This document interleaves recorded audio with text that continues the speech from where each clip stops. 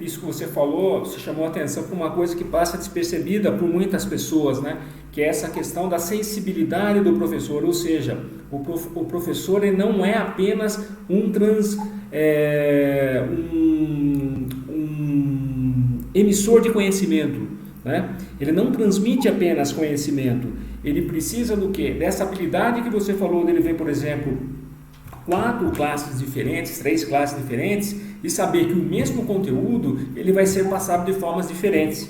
Então, esta questão que muitas vezes passa despercebida pelas pessoas, né? Dessa sensibilidade que o professor tem, que isso que faz a gente chamar o educar como uma arte, né? No sentido de poder, porque isso daí não, é uma coisa muito mais sensitiva do que de técnica, né? Essa questão do professor aprender isso daí, né? Um pouco até de dom mesmo, de ter esse tipo de conhecimento. Óbvio que tem uma parte também que é aprendida, né? Tem técnicas para isso, né? O professor tem técnicas psicopedagógicas, tem um monte de coisa. E também outra coisa que eu queria apontar na sua fala, que é muito interessante, foi esse tempo, foi um tempo relativamente curto, que vocês tiveram aí para poder se capacitarem, né? Tanto os professores quanto os alunos, inclusive os gestores, para estar se capacitando nessa situação, para poder utilizar, para não perder muito tempo nisso e tentar utilizar os recursos tecnológicos de uma forma mais proveitosa. Mas o que eu queria pegar de tudo isso aí é colocar a questão, só para apontar, porque aí já aparece um abismo entre o que existe entre o ensino superior, e esse ensino superior seja tanto ele público quanto privado, e os demais ensinos, o fundamental e o secundário. Porque se a gente pegar o secundário e pelo que eu estou acompanhando, né, o primário, o fundamental e o secundário, o que acontece? As escolas particulares, elas têm os recursos para dar para esses alunos poderem ficar em casa estudando, aprendendo. Enquanto as públicas, na maior parte delas, uma parte pequena tem alguma coisa, mas quanto a maior parte delas não tem isso daí. Agora, no ensino superior, pelo até que você está falando, essa questão, ela não existe tanto esse abismo, né? Porque inverte-se, inclusive a pirâmide, né? Isso todos, né, é sabido, né? Porque as pessoas que pagaram geralmente o seu curso, desse que está o fundamental, que frequentaram escolas particulares, elas têm maior facilidade de atingir o ensino público, né? Enquanto que aquelas que frequentaram escolas públicas geralmente vão para as universidades privadas, né? Então esse abismo agora aflorou de vez, né? Entre então o superior e os demais. Vamos por partes, né? O que acontece assim, tanto no ensino público quanto no ensino privado,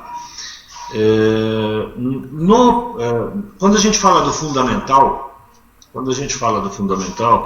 nós estamos falando de jovens bem novos e que precisam de um acompanhamento maior. Então, o cuidado que os professores têm que ter com isso é maior ainda. Muitas vezes, os pais têm esse papel de ajudar. E aí a gente começa a ter alguns problemas, que aí passa pelo lado social também, que muitos pais não vão conseguir acompanhar o filho. Então nós temos iniciativas aí, que de alguma forma estão tentando melhorar esse problema, né? Melhorar, ou não sanar totalmente, mas assim, amenizar o problema. Por exemplo, lá em São Roque, a prefeitura está disponibilizando material impresso para os alunos que não podem acompanhar via tecnologia, né, na parte do fundamental. Né? O governo estadual também está com um processo aí de distribuição de material para os alunos que não conseguem acompanhar. No ensino médio, né? O ensino médio, que é o antigo colegial, vamos falar assim, o ensino médio, os alunos já têm uma idade um pouquinho acima e existe, vamos falar assim, um compromisso um pouco maior porque eles sabem que daqui a pouco eles têm que prestar Enem, daqui a pouco vem o vestibular. Então esses alunos estão correndo atrás, né?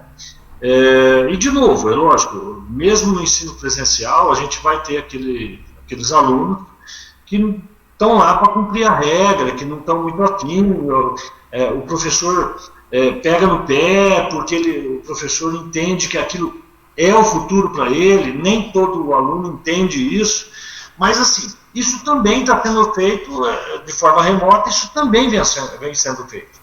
Por isso que eu falo que passa pela preocupação do professor para com o aluno.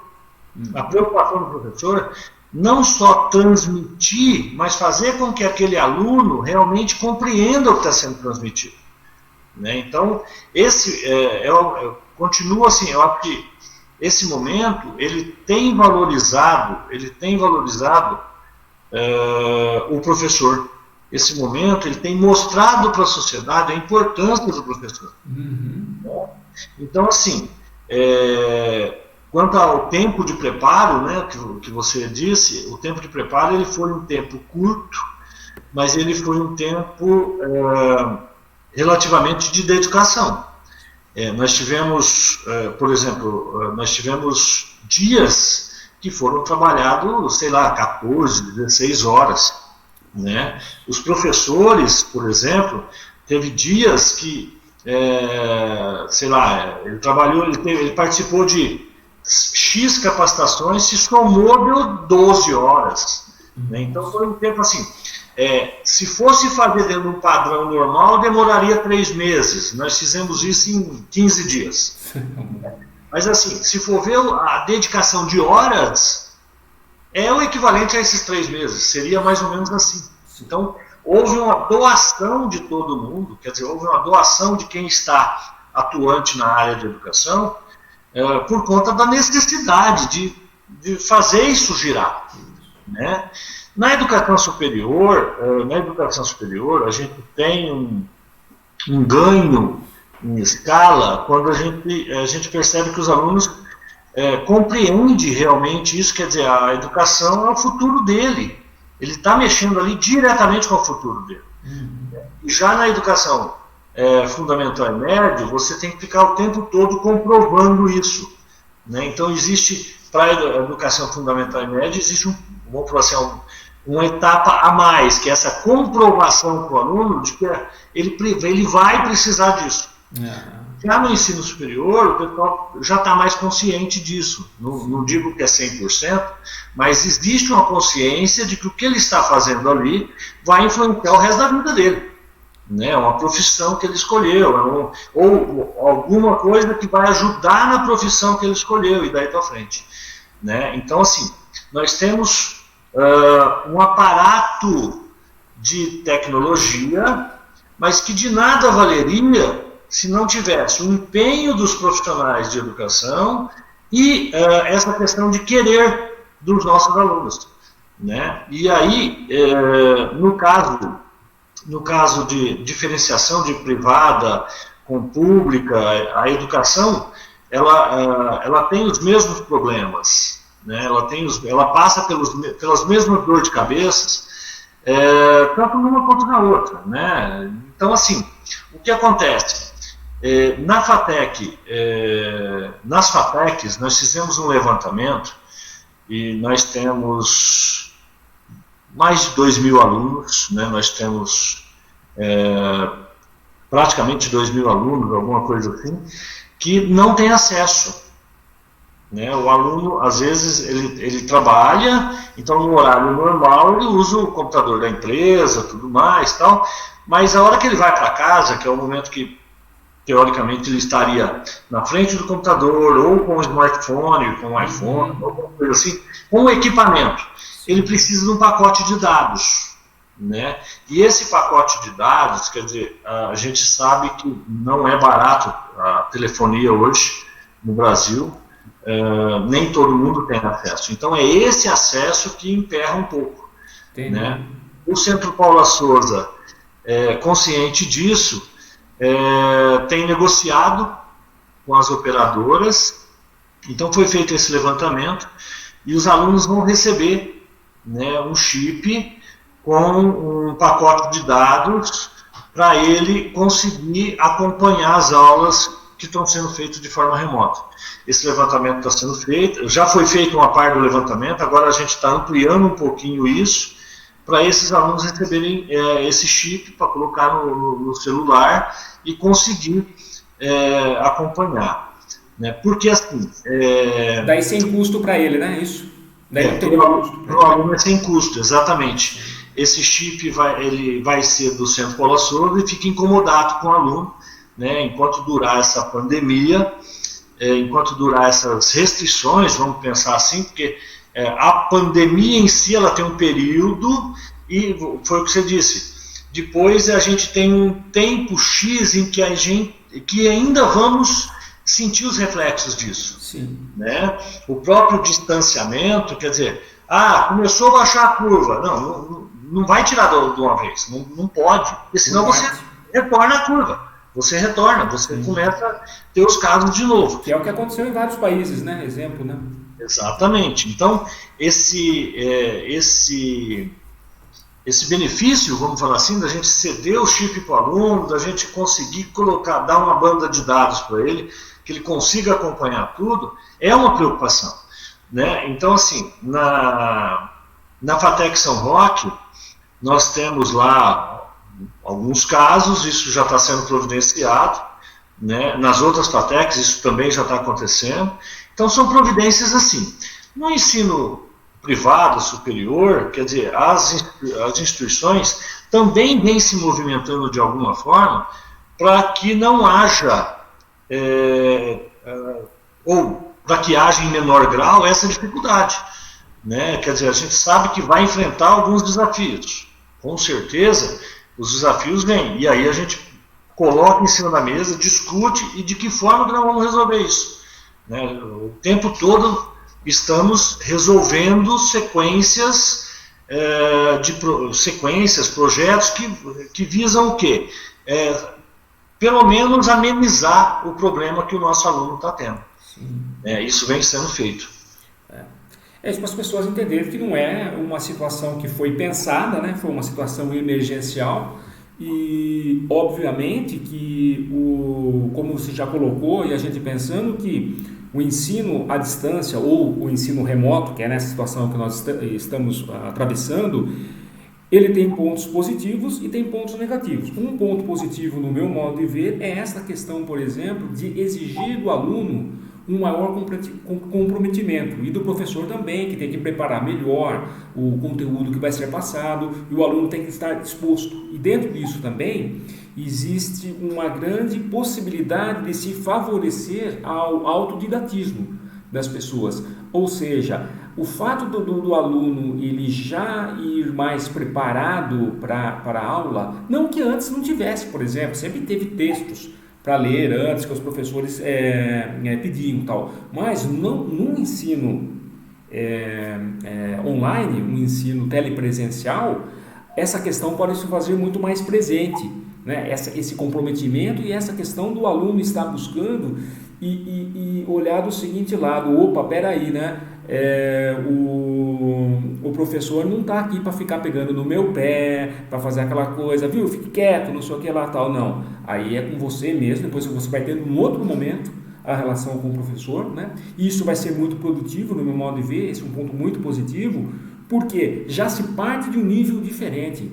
As pessoas elas vão chegar mais interessadas porque elas leram, não ficam lá naquela situação, onde estou, o que estou fazendo aqui, perdidas.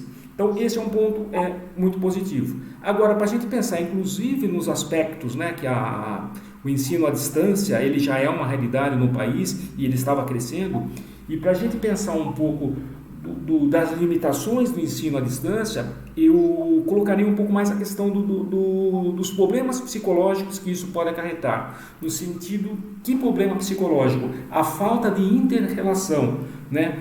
Não seria nem um problema psicológico, seria uma coisa assim, um déficit que teria, vamos chamar assim, um déficit que teria na formação pela essa falta de interatividade que ela é maior pessoalmente. Não temos, existe interatividade online, existe, mas pessoalmente a convivência com o diferente, né? A troca de uma maior troca de informações, que existe o chat, existe todas essas coisas, mas não é tão grande a troca de informação que nem o convívio pessoal. Então, até nessa questão mesmo do respeito pelas diferenças de pensamento, de opinião, de ideologias, né?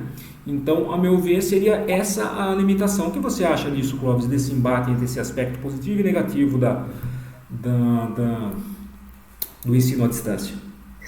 Vamos chegar aqui na questão desses impactos, mas vamos, cronologicamente, vamos começar lá no início dos anos 2000, quando apareceram as primeiras iniciativas no sentido de educação à distância.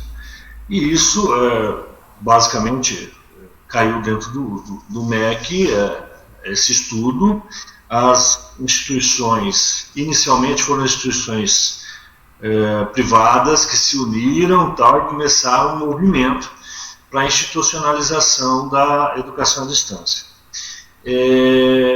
Lá, o cuidado que se teve dentro do MEC, quando começou a se pensar nisso, foi com a formatação de tudo que a gente teria que oferecer. Tanto que quando a gente saía a campo para avaliar, né, eu sou avaliador também de instituição, avaliador de curso presencial, à distância, e desde essa época, né, eu estou nessa praia desde 96, e então nessa época eu semanalmente ia para Brasília e participava junto, como um consultor ad hoc, junto ao pessoal do MEC, do INEP na época, que cuidava tudo disso, e foi formatado um documento, né, um instrumento para avaliar e autorizar ou não a institucionalização de uma educação à distância. Isso foi passado para as instituições, foi discutido, isso foi para o Conselho Nacional de Educação. Então, após definido isso, quer dizer, uma das coisas que, desde lá, quem oferece educação à distância tem que ter, por exemplo, são as equipes multidisciplinares, que vamos falar assim, vamos receber o conteúdo dos professores conteudistas, que são os professores que entendem do assunto, o professor cada um na sua área, gera o material, passa para essa comissão lá vai ter um pedagogo, lá vai ter um psicólogo, lá vai ter o cara de TI, lá vai ter o cara que é da área de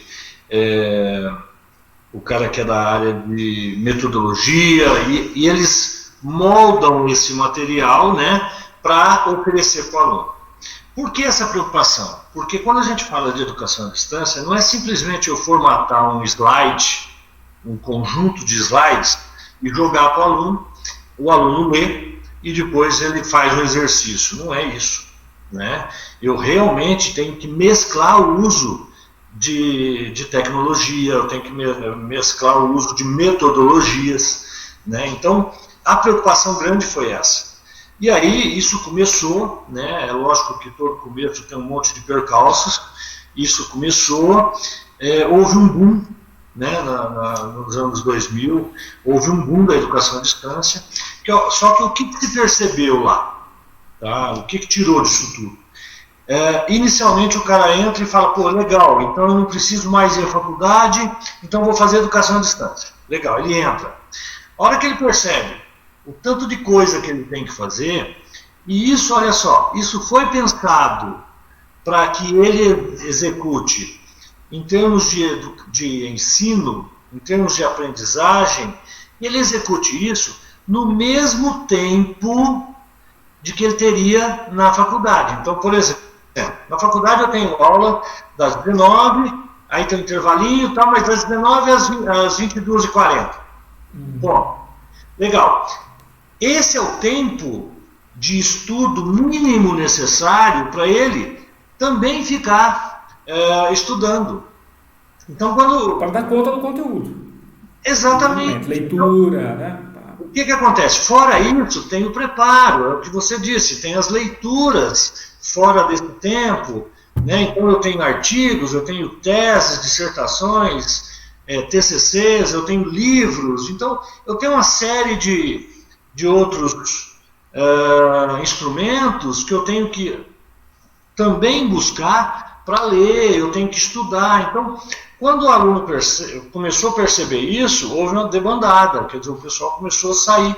Então, o abandono nessa época, quer dizer, o pessoal, entrava muita gente e muita gente abandonava, né? Então, aí, é lógico, foi se mudando a tecnologia, foi se moldando melhor, essas aulas mais interativas, essas aulas de forma presencial do professor, isso tudo foi sendo incluído até nós chegarmos no modelo que tem hoje.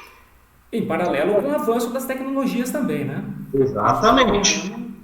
Então, assim, a tecnologia avançou, as metodologias foram melhor aplicadas, houve a inserção de novas metodologias, né?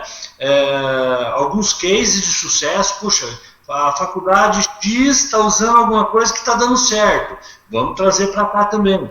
Então, toda essa experiência, ela vem culminar vamos falar assim, no ponto que nós estamos hoje. E esse ponto vai melhorar, com certeza, com essa utilização em massa que nós temos agora, né, nesse período do distanciamento, vamos falar assim, por conta da pandemia, está trazendo para todo mundo uma experiência que vai influenciar positivamente, inclusive no ensino presencial depois. O que nós estamos enxergando?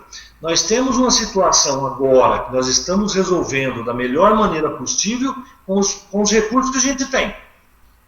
E aí eu estou falando que do outro lado existe a questão de comunicação via telefonia, o custo dessa telefonia, o acesso à própria tecnologia, quer dizer, esses problemas que existem, mas nós estamos caminhando.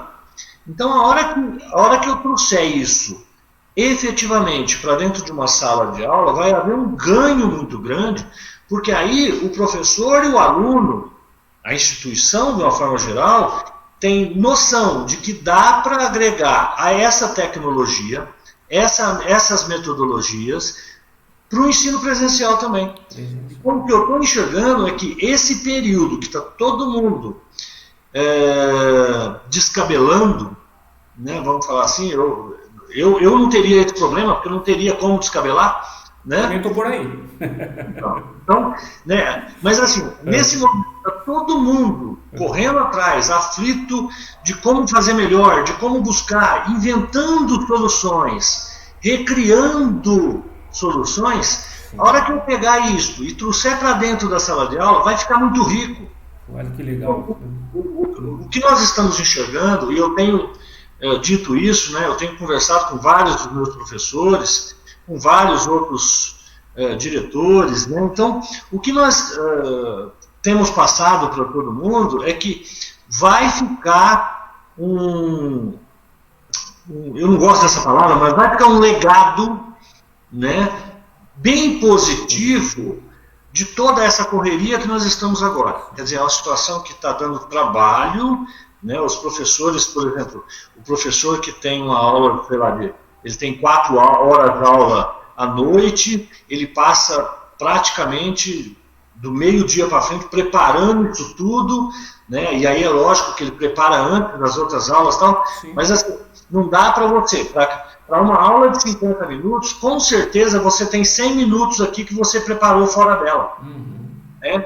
Então, isso tudo está gerando um material, né? O professor está sendo, ele se viu obrigado de gerar esse material, né? De gerar vamos falar assim, todo esse compêndio, e aí ele está com a experiência que ele está utilizando a tecnologia, com a experiência de novas metodologias.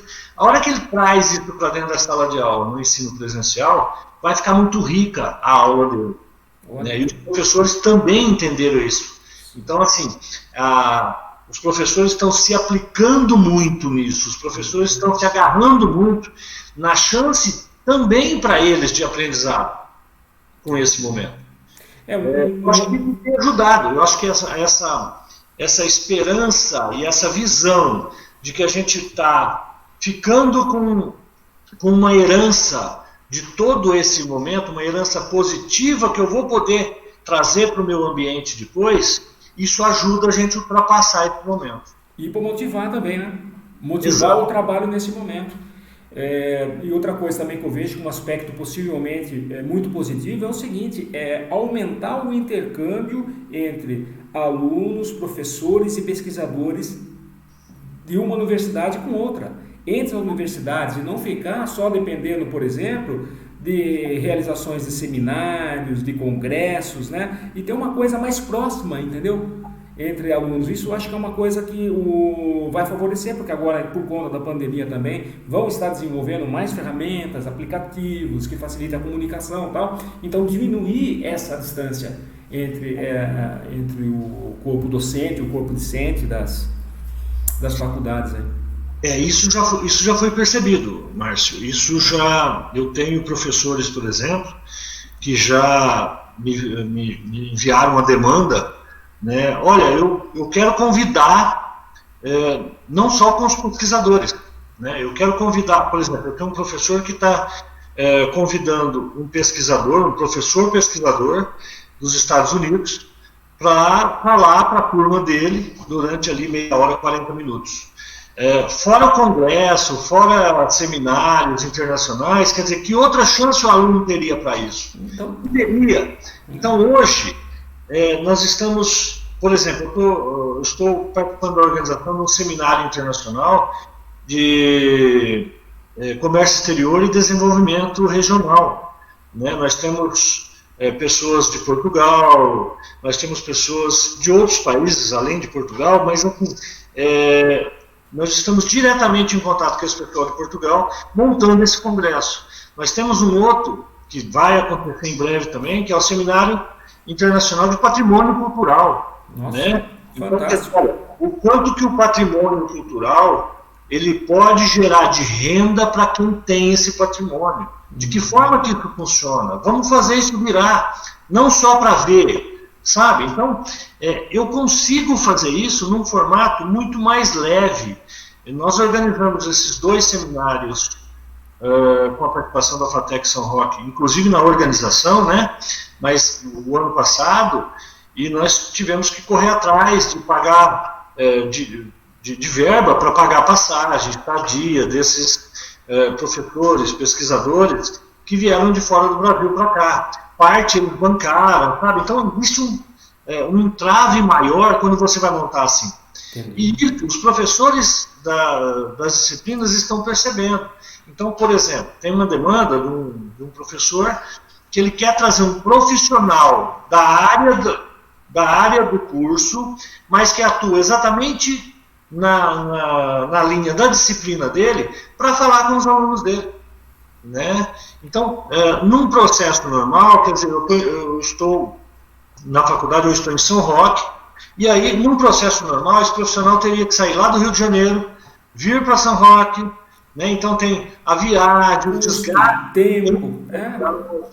Aí tem toda uma logística que eu teria que armar, né? Que hoje, via tecnologia, quer dizer, esse profissional lá da casa dele, ou da empresa dele, ele senta e faz a explanação dele, conversa com o nosso aluno, conversa com o nosso professor. Então, o que eu digo assim, muita coisa boa vai ficar de herança. Né? Como eu disse, a palavra legado me atrapalha um pouco, mas assim, vai ficar de herança. Né? Porque, por que eu falo que é herança? Porque a gente definitivamente vai tomar posse disso. O que eu estou aprendendo agora com esse momento, dessas possibilidades, que se retornarmos ali para fevereiro, quando começaram as aulas, quer dizer, nem pensávamos nisso, sabe? Então a gente tinha alguns professores que já usavam, né, no caso da FATEC São Roque, a maioria dos meus professores já usavam o Moodle como um repositório, né? Os professores colocavam todo o material lá, exercício, alguns já faziam avaliações por lá também, dava devolutiva para os alunos por lá. Então a gente já tinha uma cultura em cima disso, em São Roque. né? Utilizando especificamente o Moodle. Só que assim, quando a gente cai nesse momento de distanciamento pela pandemia e se vê, vamos falar assim, obrigado, num primeiro momento, vamos usar a criatividade, vamos usar tecnologia e vamos inventar soluções. Quando a gente faz isso, a gente começa a perceber que, opa, peraí, isso tudo aqui, mais a minha presença em sala de aula, a aula vai ficar muito rica. Né? Então, esse universo que nós estamos mirando. Na verdade, está tendo um sacrifício grande por parte dos gestores, por parte dos professores, dos coordenadores, né? Os coordenadores têm um papel fundamental nesse momento, que o coordenador do curso, ele fica diretamente em contato com os alunos, com os professores, é ele que acompanha todo esse processo. Né? O professor operacionaliza tudo isso, planeja, operacionaliza tal, só que ele sabe que ele tem o suporte do coordenador para quando ele precisar. Né? E aí, lógico, os coordenadores têm o suporte, os professores também, mas da direção, e aí nós estamos nessa linha aí também de trazer para dentro do ambiente o que tem de mais novo. Né? Quer dizer, envolve toda a equipe comprometida, toda a equipe trabalhando junto, né?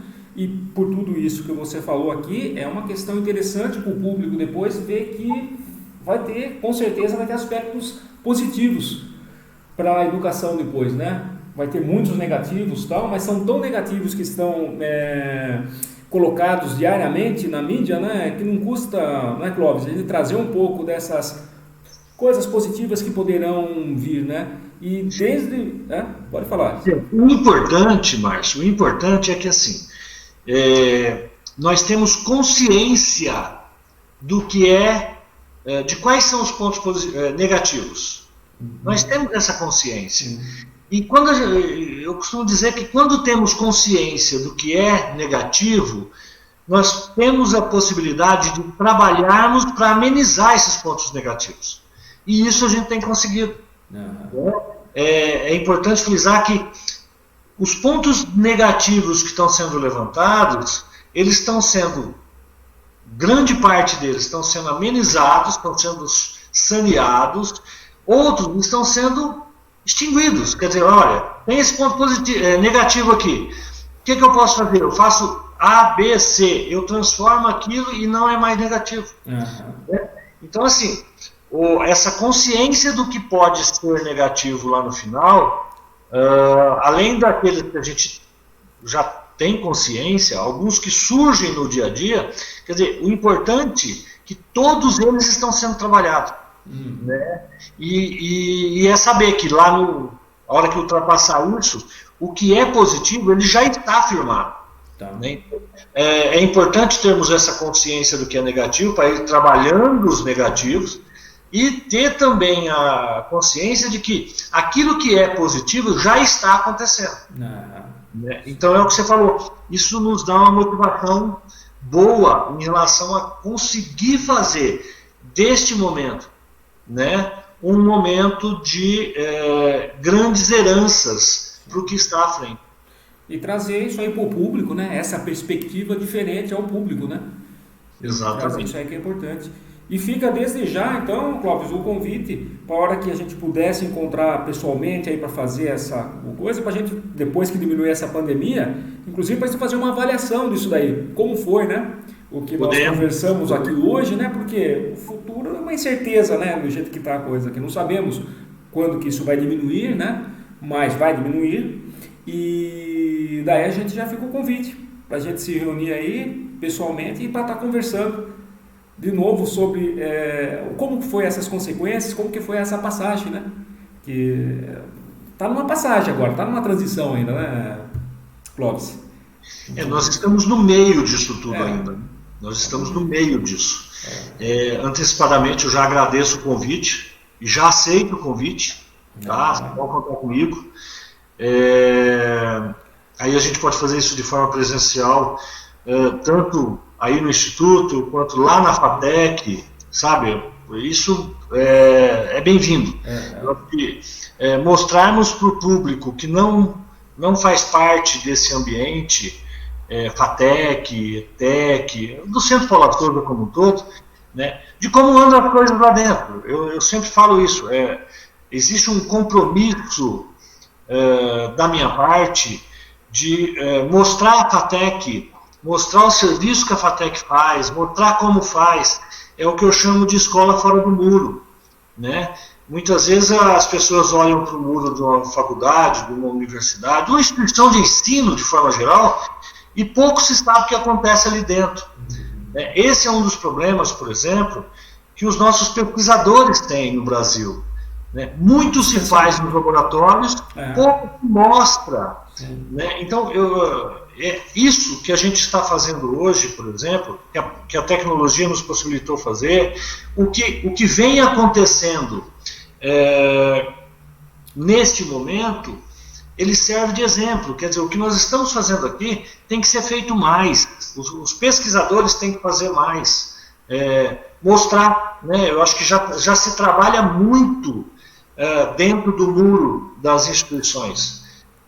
Falta um pouco a gente sair do muro, né? Extramuro, e mostrar para o público o que é feito. Comunicar, né? Conversar com o público, trazer, fazer uma... Não precisa falar, tem cursos que são muito complexas, as coisas são muito distantes do senso comum, né? Mas tentar traduzir um pouco isso daí, né? Essa linguagem, para levar para comunicar com o público, porque se pegar, por exemplo, na realidade, as universidades públicas, elas são mantidas com dinheiro de impostos, né? Uma boa parte, né? Significativa, com dinheiro público, né? Então, nada mais justo de que levar, trazer isso dar esse retorno ao público, né? Em informação, em produtos, né? Enfim, em todos os tipos, cada um com a sua categoria, né? Afinal, a gente deve isso para a sociedade. Porque o ensino, realmente, ele acontece de forma gratuita. Só que isso tudo tem um custo. Né? Esse custo cai no orçamento, e esse orçamento é bancado pelo contribuinte. Ou seja, aquilo que todo mundo recolhe de imposto, uma parte vai para esse orçamento que banca o ensino público. É assim que funciona. Né?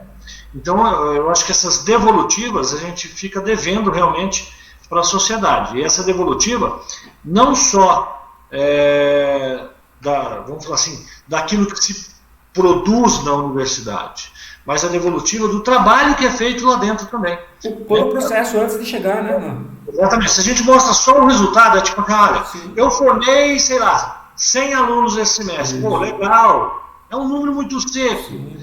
Para eu formar esses 100 alunos, o que foi estudado, quantas vezes foi estudado, quem está envolvido, o que ganhou de processo, sabe? Então, tem muito mais coisa para mostrar. É isso. Joia. Muito bom, gostei muito, Clóvis. Agradeço a sua participação aqui, né? E ficamos por aí então com o nosso compromisso aí marcado, se Deus quiser, para que não demore muito tempo para a gente estar voltando a falar sobre esse assunto. Obrigado. Tá, ok? Um grande abraço também para sua esposa. Obrigado, um abraço para todo mundo que está com você aí, o pessoal que está além da porta, do seu lado direito aí, então dá um abraço para todo mundo também. Joia, obrigado também ao espectador, né? Espero que seja muito útil, seja muito produtivo para vocês esse vídeo e que a gente possamos aí seguir em frente e estar sempre evoluindo. Muito obrigado. Valeu, Marcos. Valeu.